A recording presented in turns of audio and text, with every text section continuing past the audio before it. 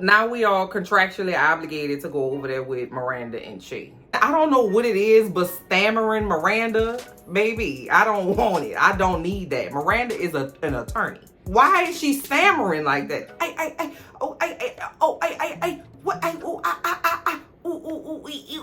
Girl, tighten up. Tighten up. Tighten up, my love. Cynthia, call me, girl. Call me, because maybe you need me. I don't know. I don't know why you're going along with this. I don't know how much they paying you, baby, but it's not enough. Okay, I saw a episode of Sex and the City. Miranda had a full suit on. Baby, I'm talking about suit and tie. She looked like Don Draper with red hair. And now she just got on a dress from Chico's and she don't know what to do with herself. They make me want to quit this whole YouTube channel, yeah. And then Miranda says, Shay, let's not say goodbye on a yucky note. That girl said on a yucky note. Miranda is 700 years old and she said a yucky note. You the yucky note, Miranda. Let's not end this on a yucky note. Girl, I will pluck your eyebrows. You better get away from me. Wherever Steve at, he need to stay where he at, baby. I'm sure he is happy. I'm sure he is happy wherever he at. Stay where you at, Steve. Take me with you, Steve. Everybody at the table looked like themselves. Charlotte didn't have not one bow. You understand? Charlotte had her arms out, not one ruffle in attendance. You hear me? Carrie didn't have no barnacles. She didn't have no sea creatures, crabs, or birds on her nowhere. No animals of no kind. We made it. Everybody looks normal, y'all. Let's celebrate. I want you to dance too. Do it. Get it. Hey everybody, thank you so much for checking out this video. It's your girl LB. Welcome to my channel, Watch With Me LB, where I give you fun, fresh, and funny rants, reviews, and recaps on my favorite movies and TV shows. We are here to talk about And Just Like That, Season 2, Episode 3. So sorry I'm late, y'all. It is Essence Fest weekend here in New Orleans, and everybody and their grandma is here. So I've been bopping and moving and shaking. I also was sick. So, you know, if I'm late, it's for a good reason. Now, let me let y'all see Blue so she can get it over with. Here's Blue. Say hello, cousins. This is I feel like the first time I did it, now she wants me to do this every time I come in my studio. Don't be shy. Say hey, cousins. If you haven't, please subscribe to my channel. Don't forget to hit the bell for the notifications. Hit that like button. And if you are so inclined, please share this video. I would appreciate you forever. Thank you. This week's episode opens up and we see Carrie bopping down the street as one does. And we see Lisette, her neighbor from downstairs from last season. She has been chosen as Bulgary's designer to watch. And she's having a jewelry show in Bryant Park. And so they run into each other and, you know, they having a nice little conversation and it's all good. Lisette is wearing like an oversized jacket, like a windbreaker kind of situation. That's how I know I'm old, because I used to wear those when they were in fashion the first time, but now they coming back around. I feel some kind of way about it, but it's all good. Now, Carrie, on the other hand, has a family of barnacles living on her shirt.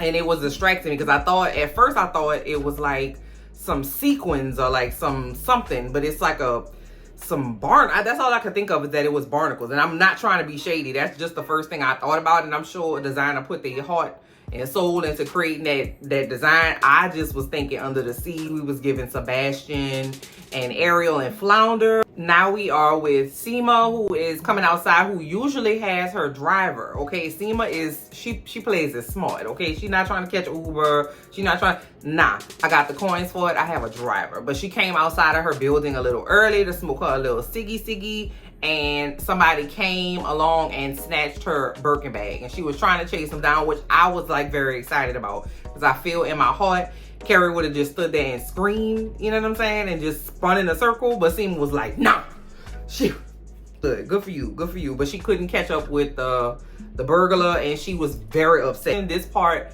hit me close to home because I'm not a designer bag girly. Every designer bag that I've had has been purchased for me. But my birthday is in what's today? My birthday is in next week. When is my birthday? I don't know. My birthday is coming up. And for my birthday, I bought my very first designer bag. I bought a Loewe gate bag. That freaking thing is expensive, okay? So if somebody came along and snatched my bag, baby, I was gonna shake the world, okay? So I definitely felt Seema's upset spirit in this little scene, because that was her very first purchase that she purchased for herself after she made a big sale, and she felt sad about it. And I really felt that in my soul, because don't play with me, people be out here working hard for their little coins, you know what I mean? And I damn sure could have done something else with my little coins other than buy a bag. But I was like, you know what, grow up, okay? Buy a nice handbag and just take care of it, and just, you know what I'm saying? I'm very concerned that my babies are gonna step on it or like put some syrup on it or something. So I definitely don't know if I'm gonna wear it outside. It might just stay in a dust bag. So now we over there with Charlotte and LTW, and they're at their school's PTA meeting or booster club meeting or whatever it is. I am a member of my children's booster club. I don't go to the meetings as often as I should, because they just be bullshitting.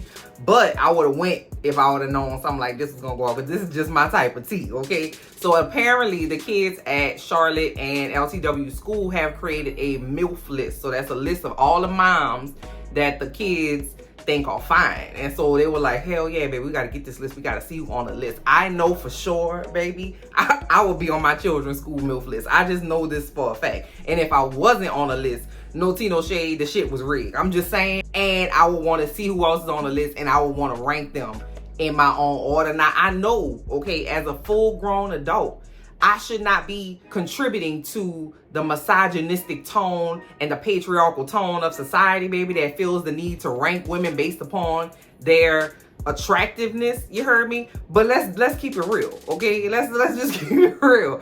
I would want to see who on the list. I'm just saying, Now we're over there with Carrie, who is in the studio doing the voiceover, the audio for her book. And she is, getting critiques from the producer or whatever about not holding her S's or rolling the T's or doing something, just pronouncing things correctly for audio. And she gets to the part of the book where she has to read about Big dying, and she's having difficulty with it. They got a man in there who got funky body odor. I don't know how as an adult you just don't smell your own self and know that you are assaulting people's nostrils. I would have politely said something. You don't have to be rude to let people know. The way somebody might offer you a piece of gum because your breath is hot. Take the hint. Now we are contractually obligated to go over there with Miranda and Che. And Miranda and Che are reading lines for Che Pasa. Wait, the show is Che Pasa. Why would it be? Come on. Be serious, okay? We gotta get to the end of this. We don't have time to be playing. Just tighten up, okay? Okay, so Che and Miranda are going over the lines for Che Pasa, and Che is being a total bitch about, reading the lines. She's like, no. I don't know, she's just treating Miranda like a assistant. She's treating Miranda like a child. She's treating Miranda like a gnat at a barbecue. She's treating Miranda like shit. And Miranda is like bright-eyed and bushy-tailed and just swallowing it down like a slim and trim strawberry from Smoothie King, okay? And for some reason, I don't know what it is, but stammering Miranda, baby, I don't want it. I don't need that. Miranda is an attorney. Miranda was just getting a degree in world humanitarian rights or some shit. Why is she stammering like that?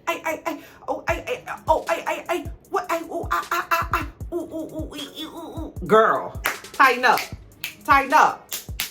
my love. Girl, listen, it just was really annoying to me that she never knows what to do for Che. She never knows how to be with Che. She never knows what to say, how to do anything. She's just a babbling damn idiot when she's with Che. And I'm confusion. Cynthia, call me, girl. Call me. Because maybe you need me. I don't know why you're going along with this. I don't know how much they paying you, baby, but it's not enough, okay, to throw 20 years of your life just away, okay? I saw a episode of Sex and the City. Miranda had a full suit on. Baby, I'm talking about suit and tie. She looked like Don Draper with red hair. And now she just got on a dress from Chico's and she don't know what to do with herself. So Miranda and Che are running the lines, and Miranda is having trouble with her phone. Now, you know the way they took down Peloton last time when Big died on that damn Peloton. They trying to take Android out. So if you are an Android user, you better call your congressman and tell them to get on it. Miranda Android is cutting up. okay, and she don't know how to work it. But it also made her look like an old lady, you know, the old lady that don't know how to attach a file to her email. That ain't Miranda. She literally said, Che, what'll I do? What'll I do if you will go away and I am blue? What'll I do? What'll I? That was crazy to me. What'll I? Che, what'll I do? Girl, you'll get the hell out of my face. That's what you'll do. And another thing, I thought that Che is supposed to be Mexican Irish. Why they calling her cannoli? Because Irish people don't make cannolis. Irish cousins. Is there an Irish version of a cannoli I don't know about? I'm confusion because cannoli, when I think of a cannoli, it just be wrapped in an Italian flag. Did they change the nationality and didn't tell us? I don't know. And on top of that, this the third on top of that I done given y'all so far. On top of that. So Che's supposed to cry in the show, but they cry in the kitchen about not wanting to cry in the show. What you crying for? They make me want to quit this whole YouTube channel. Yeah. Ugh. One last thing and we can move on. Miranda tells Che that she hasn't heard from Brady in days because Brady is in Europe with his girlfriend and they having fun. And she gets annoyed because she was holding her phone in her hand and got a missed call from Brady, but the phone didn't ring. That happens to me. How did Brady deserve a trip to Europe? Because what is he over there for? Brady needs to be in military school. Brady needs to go to basic training. Brady needs some damn discipline, not a trip to Europe. Is he gonna stay in Europe? That's the only way I can see that that's okay. If he just gonna go over there and stay, and we don't have to see him but for once every 5 to 7 business years. Is Miranda paying for the girlfriend to go? Because the girlfriend was shiftless. I don't feel like she got the money to just go to Europe and just be out there. I feel like Miranda footing that bill, and I'm confusion as to why. Because neither one of them deserve it. Okay, I don't think they're gonna go over there and get no culture. They just gonna go stay in the hostel, have sex, and eat ice cream on the beach. Lisa Tao Exley is doing a documentary on what? I'm not sure, but Naya is in the documentary, right? And she's mic'd up and LTW's asking her questions, and they wrapping up the session, the interview session, and LTW has a fine ass mic man that needs to get Naya's mic off of her because they finished the day, but her mic slips down into her shirt, and so he has to go down there and get it, right? He ain't had to go, but he went down there fishing, okay? It was a fishing expedition. Can't get the mic, and Naya's like, you should buy me dinner first. And so he gets the mic out, and he's like, so were you serious about dinner? And Naya was like, no, I was just joking. And then the guy was like, too bad. I'm like, bitch, chase him down, sis. Joey Seymour was running after that man that stole her Birkin. Chase after that fine ass man. Okay, his biceps and triceps was giving me the fever. Okay, he kind of looked like my ex-husband. My ex-husband is light skinned with a bald head. Okay, and I'm off that. But he had a beard to balance that out, and I could be okay with him. I hope they work out because he was fine. I thought it was Keegan Michael Key at first, and I'm like, God damn, Keegan Michael Key. You looking a little good. That wasn't him though. This is doppelganger for damn sure. I'm interested to see where that's gonna go now. I'm feeling excited about it. Now y'all, I'm so excited to talk about this next scene, right? So LTW, Carrie, Charlotte, and Naya are all at lunch. Everybody is dressed cute. Y'all, everybody at the table looked like themselves. Charlotte didn't have not one bow. You understand? Charlotte had her arms out, not one ruffle in attendance. You hear me? Carrie didn't have no barnacles. She didn't have no sea creatures, crabs, or birds on her nowhere. No animals of no kind. Everybody had on normal colors. I actually really liked everything everybody had on at the table, y'all. It took 2 seasons and 2 episodes. God damn it, we made it, y'all. We made it. Everybody looks normal, y'all. Let's celebrate. I want you to dance too. Do it. Get it. And the scene was really cute too because LTW got the list for Mom MILF Gate to her phone. LTW and Charlotte are 2 and 3 on the list, and they bucked up about it, right? And so also Naya gave her number to the Q sound guy named Brian, and Brian texts her at the table too. So it's girl talk, baby. We got some stuff to talk about, okay? We got to talk about who's on the list, who's not on the list, who should have been on the list, who shouldn't be on the list. We got to talk about what Naya gonna wear to the date, where they gonna go, is she gonna give up the draws? This is what I'm talking about, y'all. This is what I wanted. Beggars can't be choosers. I'm good with this scene, y'all. We did it. I'm so happy for you. I am very happy for you. Are you happy for me too? Thank you. I appreciate it. So Carrie is at the studio again, and she's trying to get through chapter 3 where she talks about Big's death, and she is having some difficulty with it and is very emotional through it, and she's kind of remembering and feeling and hearing all the things that were going on at that time. So like as the viewer, we are hearing the shower running in the back while she's, you know, remembering how Big Ass was on the floor. I didn't mean to say that. I wasn't even trying to say that. Wait a minute, rewind. How Big was on the floor. That man was dying in the thing. I didn't mean to say that like that. Anyway, so she was able to get through chapter 3, even though it was very emotional for her. So that's like a little celebration, okay? Dang, be serious. Carrie doesn't want to go out the house and she doesn't want to be bothered. She runs into Mitzi, who gives her advice about, you know, grief is coming in waves, and the second year being the worst year, and, you know, you gotta make space for the grief and, you know, her life and, you know, that whole thing. And so that inspires her to go spend about $7,733 on some shoes, and she comes back to the house and decides she doesn't want to do anything. She tells the producer at the audiobook place that she has COVID. She's telling everybody she got COVID and she just can't, she don't want to be bothered. I don't like using COVID as an excuse when you really don't have it, because that's not a good look. You could also just be a 50-something-year-old woman and just be like, I don't want to do it. You don't have to do nothing, and you don't have to go nowhere, especially when you a rich lady in New York City.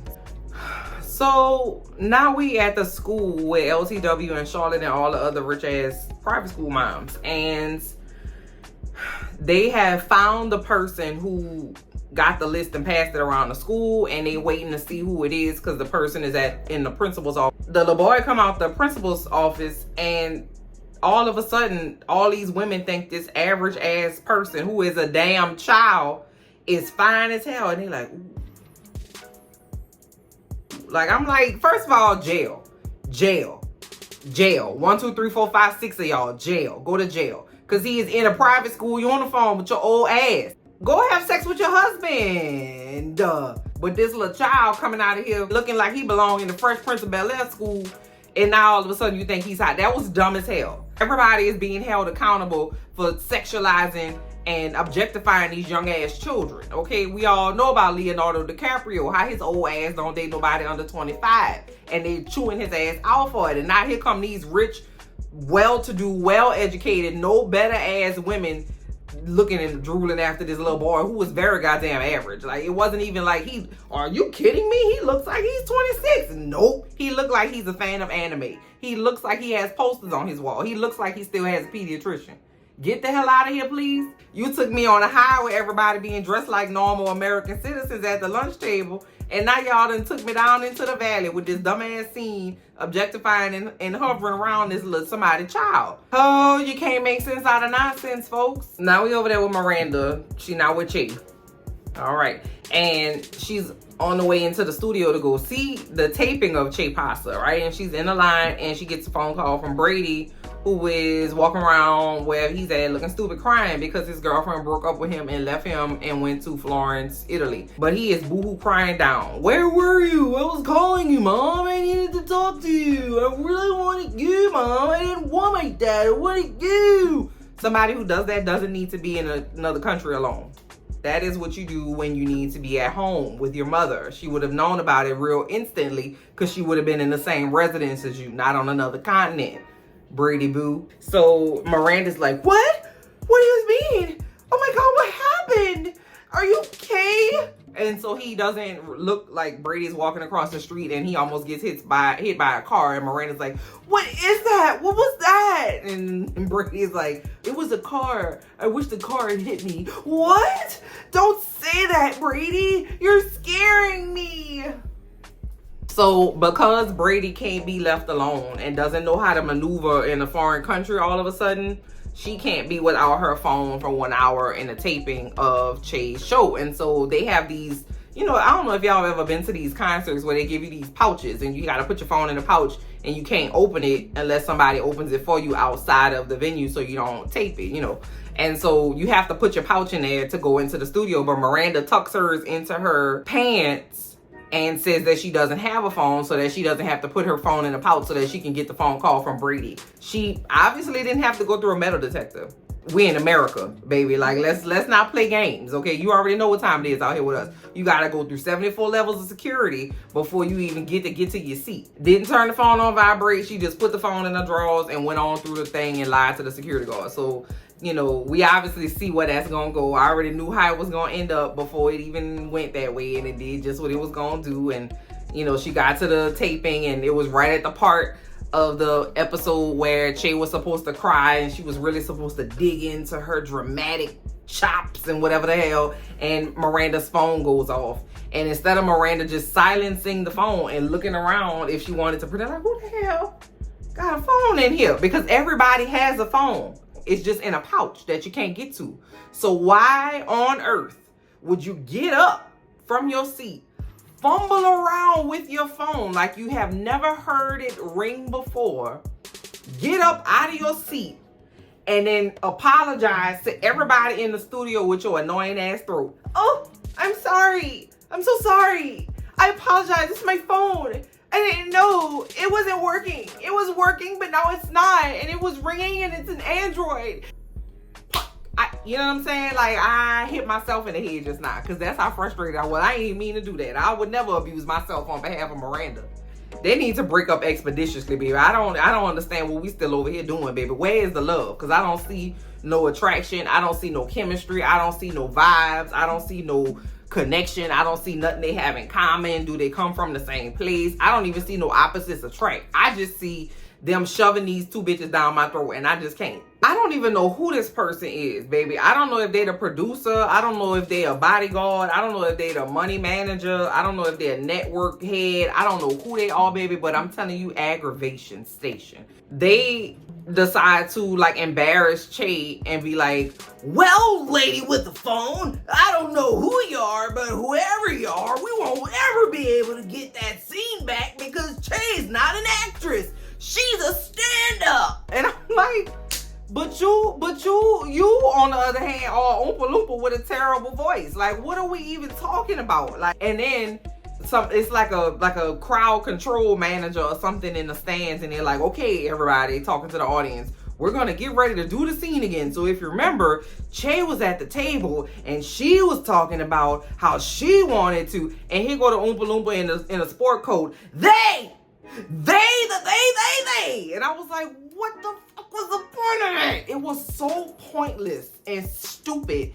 And I don't know who this is written for. This has to be written for a very specific demographic of people that is not me. I just don't get it. Just take a breath. Just take a breath. Just breathe. Center yourself. Then to make matters worse, Che comes out with like a handler who was holding an umbrella over their head like they Tony Soprano, all right, to talk to Miranda.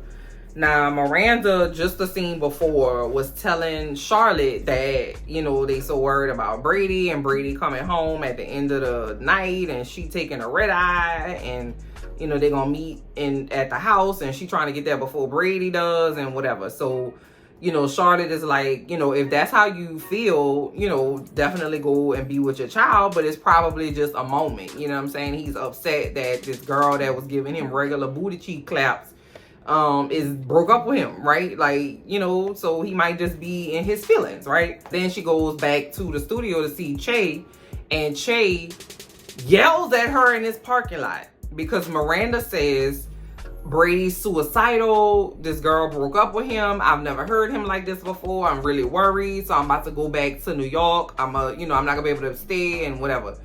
Che says, you ruined the family scene. This girl just told you that she thinks her child is suicidal. And you yelling at her in a Warner Brothers studio parking lot talking about a scene in a show that's gonna get canceled after the second episode. Baby, y'all not getting past that pilot, and you know damn well you're not. Who are you talking to? Who you hiding at? Okay, that's grounds for jail. Okay, go to jail, Che. And then Miranda says, Che, let's not say goodbye on a yucky note. That girl said on a yucky note. Miranda is 700 years old and she said a yucky note. You the yucky note, Miranda. Let's not end this on a yucky note. Girl, I will pluck your eyebrows. You better get away from me. Wherever Steve at, he need to stay where he at, baby. I'm sure he is happy. I'm sure he is happy wherever he at. Stay where you at, Steve. Take me with you, Steve. I don't even feel like telling y'all this. I swear I don't. Okay, let's rip the band-aid off. Okay, so Carrie and Seema have gone to this girl's jewelry show. What's her name? Lisette. They went to Lisette's jewelry show. And Lisette has on a backless dress and she got a backless jewelry piece on, and the jewelry is like on trees and it's like supposed to be like ethereal, like a nature vibe or whatever. And Carrie and Seema are walking around and looking around at the pieces, and they notice that a guy is like just swiping the jewelry off the counter and putting it in his pocket. And then Carrie and Seema's like, oh, maybe he gotta go take it to the back and clean it. Maybe, maybe he worked for the... And so the girl Lisette realizes that he's stealing her jewelry, and she's like, what are you doing? What are you doing? What's you doing? This guy's stealing my shit. Carrie says, I'm okay, Blue. I'm all right. I'm okay. I have COVID. And everybody runs out like a Tyrannosaurus Rex about to stomp down on Bryant Park, like a tornado about to come. You know when it's like a panic run, like you in a crowd and somebody run and then you take off running without any run, organization or, realization like that.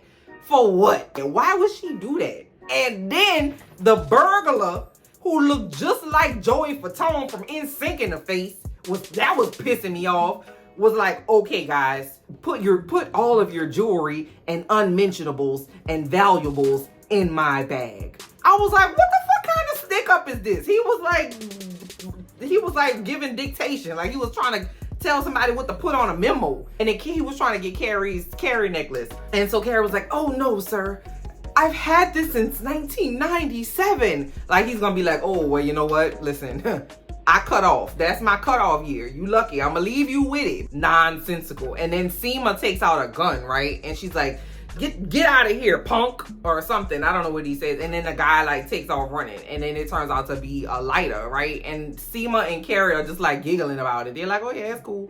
Lisette done had her whole world shattered, and they like giggling and shit about it. It was really, all right, let me get a little sip of something. Throat was getting tight. Y'all know I be getting, I have physical effects from this show, and I'm starting to itch a little bit. So let me just wrap this up. Hold on. So Brady comes home and he devastated. He crying on his mama's shoulder, and Miranda just was sitting there waiting on him with no TV on, just sitting in the dark waiting on her child who just broke up with somebody. Like maybe that was the first time somebody ever looked at Brady and was like, you know what? I would like to have sex with him. I'm gonna do that. And then maybe that's why he's so devastated. I don't know, because Brady, if he old enough to go to another country, it just seemed like the reaction and the response, like how old is Brady? Seema was riding down the street. She found her Birkin bag in the side of the bushes somewhere, and now she got her Birkin bag back. And Carrie go downstairs to see Lisette, who is just devastated about losing her jewelry and everything is gone. And she lays in the bed. Carrie lays in the bed with Lisette, and they just kind of both are disappointed and sad and depressed together. And Carrie had made a statement prior to this about how she's not a lay in the bed kind of girl, but that she hates feeling sorry for herself. And so that was like a whole kind of supposed to wrap up thing. And that's where the episode ends. I'm sorry I didn't do a good job at doing the last little 5-10 minutes of the show, but goddamn it, it ain't worth it. I'ma just be real with you. It's really not worth it. Between Miranda and Che and Carrie hollering out that she have COVID just unexplicably, for what? Because they should have took her to jail, baby. If you know you got COVID, why you in the Bryant Park?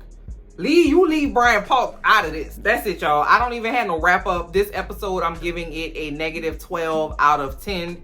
Cause I ain't got nothing. I ain't got it. How many episodes we got this season? Cause I don't know if I'm gonna be able to make it, y'all. Comment down below and let me know what you thought of this episode. I'm gonna talk to y'all later cause I got to go. I need to leave and get a beverage, a stiff one. Okay, bye, y'all.